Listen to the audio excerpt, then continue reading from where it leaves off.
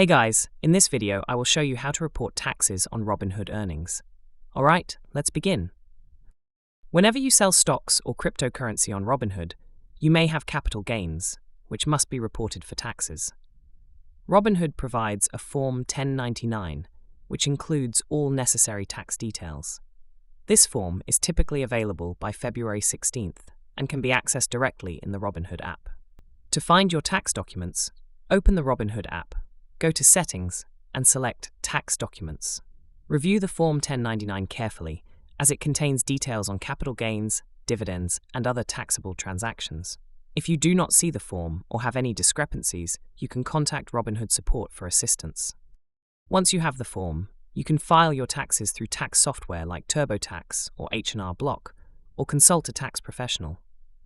So that's basically how you can report taxes on Robinhood earnings. And that's it for this video.